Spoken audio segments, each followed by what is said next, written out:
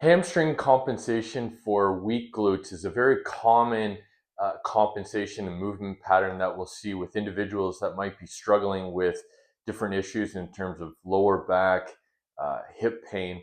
And so today, I want to discuss one of my favorite exercises or one of my favorite tests, just in terms of this idea of hamstring dominance versus glute weakness.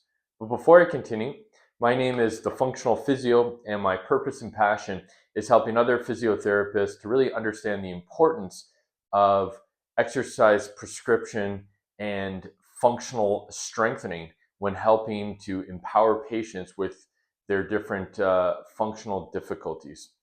So, as I mentioned today, a very common thing that we'll see in terms of these different muscular compensations in the lower extremity is this idea of an over dominant hamstring or an overarching in terms of the lower back or overextension based on weaknesses in through the glute maximus muscle. So one of the things that I'll have a patient do is essentially have them lying just on their stomach like this. And then I'm just going to get the patient to do a straight leg raise, right? So just in this manner here. Now, what we'll find, right, and what you're essentially going to be looking for is what muscle order takes place when the patient is doing this hip extension. So in an ideal world, from a functional standpoint, we really want to see that glute muscle activate first, right, followed by the hamstring, and then the erector spinae muscle in the lower back. Now, with a weak glute max muscle, what might happen is you'll see that the hamstring muscle, as we're extending, that will actually be the dominant muscle, the first muscle, the primary muscle, right?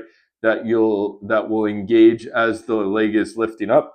And then the other thing that you'll see a lot of times too, just because of this lack of strength in through the glutes and perhaps lack of stability in through the pelvis, is that lower back is really going to arch, right? So it's going to be very exaggerated, this extension in through that lower back area. So really what we're looking for in terms of proper form in this technique is going to be that the pelvis stays down for a longer period of time, that glute muscle engages first, and then we get hamstring and again slight extension in through the lower back area.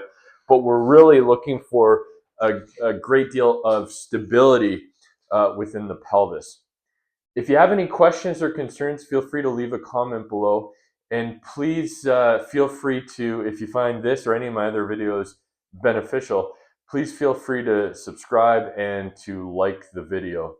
Thanks again for watching and have a great day. Take care.